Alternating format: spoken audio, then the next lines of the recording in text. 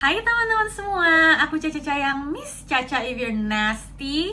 Aku bikin channel ini khusus untuk ngebahas anything related to RuPaul's Drag Race. Jadi kalau kamu juga ngefans sama RuPaul's Drag Race, continue watching. First of all, sorry banget teman-teman, kemarin aku tuh nggak sempet nge-review episode 3 RuPaul's Drag Race All Star 10 ini. Jadi aku tuh sempet udah siap-siap buat bikin video gitu kan ya. Aku tuh udah put on my makeup, do my hair, do a little cutesy things, try to shake things a little bit. Jadi aku tuh terinspirasi sama makeupnya Monét X Change di pit stop. Dan makeupnya Monét X Change tuh di situ nggak tahu kenapa kayak cakep banget gitu loh. Dan aku tuh kepingin banget cobain makeup kayak gitu di muka aku, and I gave it a try. Girl, I look like Suzy Tooth.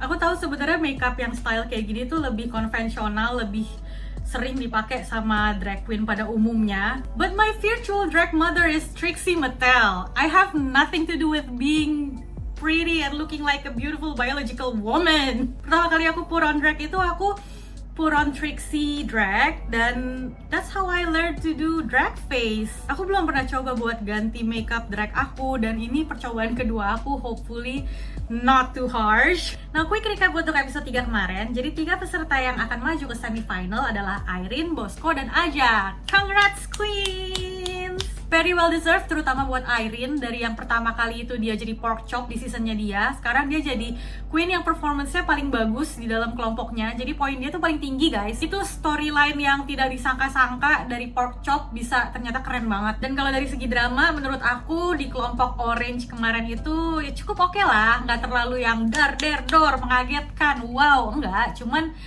cukup ada yang menegangkan gitu, dan lumayan lah buat pemanasan menuju ke kelompok-kelompok lainnya. Masuk ke episode 4. Jadi episode 4 ini adalah episode pertama untuk kelompok kedua. Jadi ini tuh kayak ngulang ke episode 1 lagi guys. RuPaul sama Michelle ngejelasin ulang rules-rulesnya.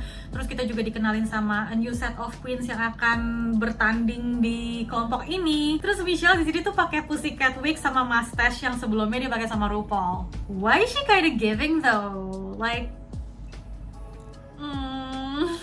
enough gooning over Michelle. Oke, queen yang ingin aku highlight di sini itu pertama Tina Brooks.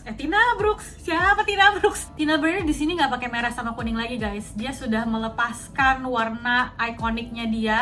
Dia melepaskan identitas dia yang lama. Dia nggak mau dikenal sebagai Ronald McDonald lagi.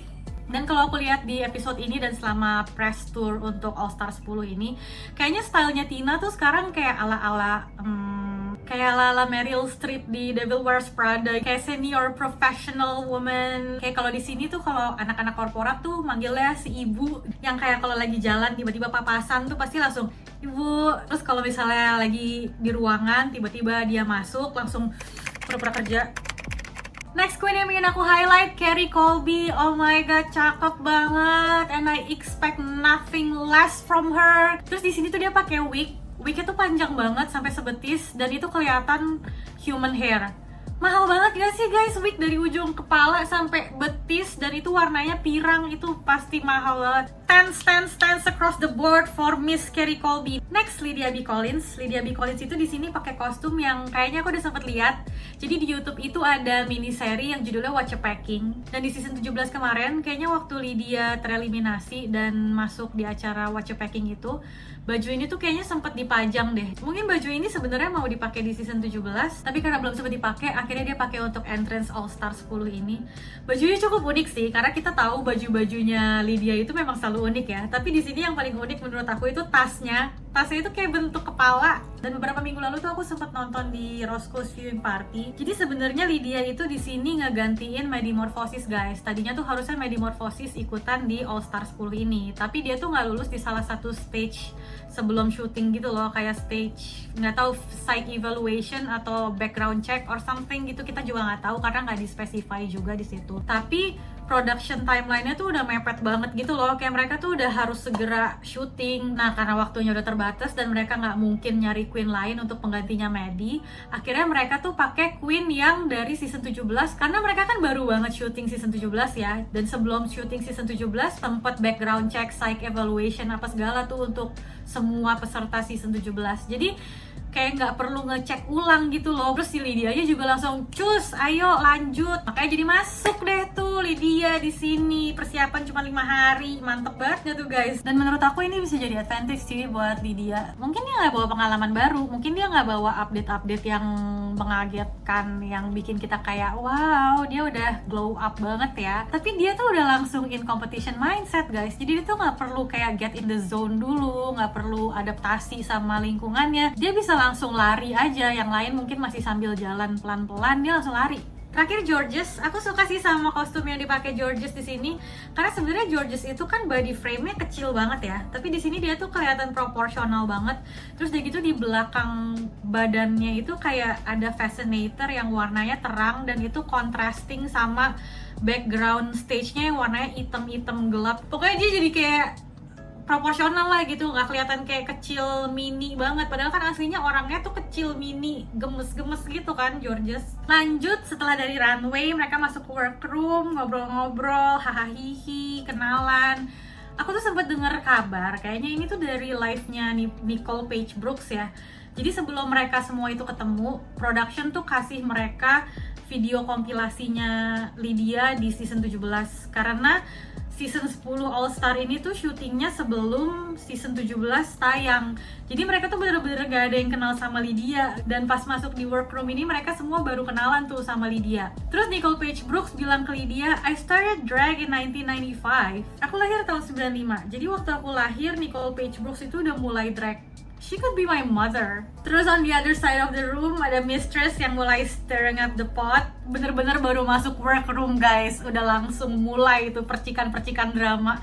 Jadi mistress tuh kayak nyenggol-nyenggol Tina Burner gitu loh. Jadi mistress pernah ngeledekin Tina Burner pakai fotonya Tina Burner yang makeupnya emang agak busted banget. Terus mistress juga iyain alliance sama semua orang guys. Dia tuh diajakin alliance sama Nicole Paige Brooks gara-gara sama-sama Brooks. Diajakin kita alliance karena kita sekeluarga. Oke, ayo, gue mau alliance sama lo. Terus gitu mistress diajakin juga sama Carrie Colby sama Georges. Kita sama-sama dari Texas, kita Texas Queens, kita stick together.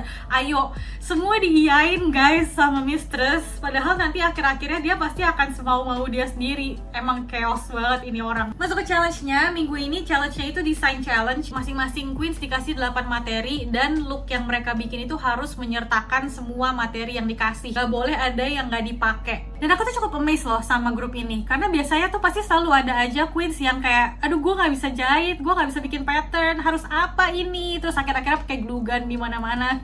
Di sini tuh gak ada yang pakai glue gun dan semuanya tuh berusaha ngejahit meskipun ya sebisanya. Terus waktu mereka lagi bikin looks-nya, lagi jahit-jahit, ngerjain segala macam, Nicole Paige Brooks itu messy banget guys. Aku love banget sama Nicole Paige Brooks from Atlanta, Georgia. Dia tuh bener-bener messy banget guys. Dia panggil Georges tuh gorgeous.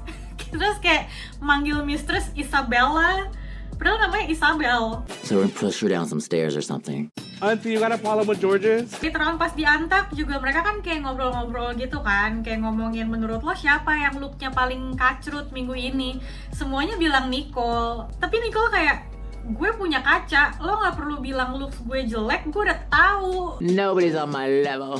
Icon behavior, nobody's on my level. Balik lagi ke workroom, mereka kan lagi siap-siap nih sebelum runway, lagi putting on makeup and everything. Terus Lydia tuh tiba-tiba minta mistress untuk jadi drag mother-nya. This is interesting karena sebagai salah satu penonton setia Mistress Monday, aku tuh nyadar mistress lumayan sering manggil Lydia itu her drag daughter. Tapi selama season 17, Lydia nggak pernah mention kalau mistress itu drag mother-nya dia. Which makes sense karena ternyata dia baru di-adopt sama mistress pas lagi syuting season 10. Terus Tina tuh kayak ngomong ke Lydia kayak, nggak usah lah alliance sama mistress itu cuma bakal nyusahin lo doang. Terus kayak dari pembicaraan itu tuh berlanjut ke mistress sama Tina berantem, dan mistress kan kayak mulutnya nggak bisa dikontrol ya. Tina tuh kayak beneran bete guys, dia tuh kayak udah sampai berdiri, mukanya tuh kayak udah kenceng gitu, tapi mistress tuh masih ketawa-ketawa, kayak emang trolling banget mistress. Lanjut ke runway. Sebelum aku ngebahas runway-nya queens-queens yang lagi berkompetisi di sini, aku mau sedikit ngebahas looknya RuPaul di sini. Aku nggak tahu kenapa looknya itu kayak pundaknya tinggi banget, jadi kayak jalannya kaku gitu. I don't know. usually she doesn't look like that. Looknya Georges tuh keren loh. Ini look terkeren yang dia bikin di Design Challenge Drag Race. Sepintas kayak bodysuit aja gitu yang dikasih train di pinggangnya.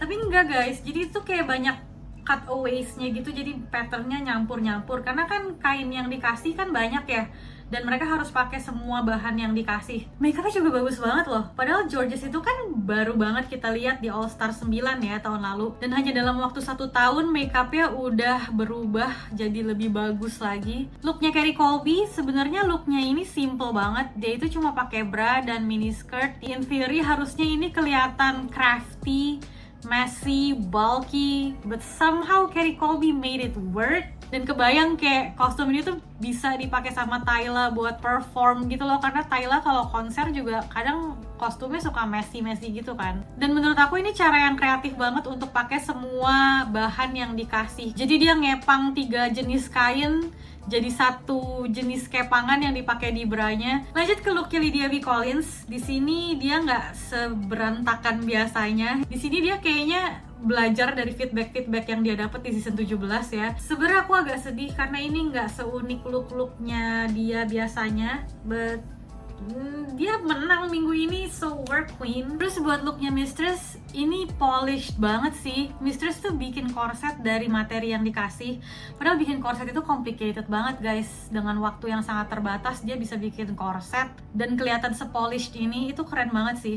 Overall feedbacknya dari judges itu positif, tapi ada satu feedback yang bilang kalau look ini tuh terlalu familiar dengan Mistress, kayak mereka tuh bosan ngelihat Mistress dengan siluet ini. Menurut aku personally, Mistress itu kan pageant queen ya.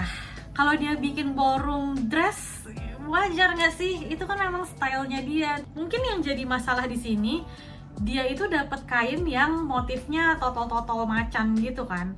Kalau kalian inget di season aslinya, dia tuh pas top 4 finale looknya dia tuh pakai ballroom dress yang motifnya totol juga. Mungkin itu kali ya yang bikin jadi kayak familiar gitu, karena itu kan look terakhir yang kita lihat dari Mistress yang memorable gitu loh. Jadi itu yang nempel, jadi kayak terlalu mirip. Lanjut, Nicole Paige Brooks from Atlanta, Georgia. Zero comment. She has a mirror. Nobody's on my level. Terakhir Tina Burner. Jujur pertama kali aku lihat look ini aku kurang tertarik, karena personally aku memang kurang suka sama look-look yang kayak professional boss lady gitu, kayak Anna Wintour gitu kan. Cuman on closer look, ini bagus banget guys. Ini kayak well made banget. Dia bikin coat yang ada underliningnya, jadi kain di bagian luar sama kain di bagian dalam tuh beda gitu loh. Terus dari gitu dikerah sama pergelangan tangannya juga ada bulu palsu. Itu susah banget jahitnya. Kalau nggak presisi tuh jatuhnya jadi jelek banget, kayak jadi murahan gitu loh. Terus dia juga bikin celana itu juga susah banget jahitnya, harus presisi banget. Karena kalau nggak bakal kayak gelembung gitu loh, kayak ketarik-tarik gitu lah kainnya. Pokoknya jelek lah. Dan akhirnya Tina masuk top 2, menurut aku itu well deserved banget. Akhirnya sampai di lip sync. Di sini Tina Burner lip sync melawan Lydia B. Collins. Jujur aku kurang setuju sama Lydia B. Collins di top 2. Mungkin itu bisa digantiin sama either Georges atau Mistress, but in the end Lydia B. Collins menang lip sync-nya dan dia dapat 3 poin. Good for her, karena dia jadi nggak diremehin lagi sama the older queens. Aku nggak sabar banget pengen nonton episode selanjutnya, karena the 4 bottom queens akan bagi-bagi poin, dan di situ ada Mistress Isabelle Brooks dan Nicole Paige Brooks from Atlanta, Georgia. Oh my god, I love this group so much. Buat teman-teman jangan lupa subscribe dan turn on notification-nya supaya kalian gak ketinggalan video aku selanjutnya. See you in my next video and thank you for watching. Bye!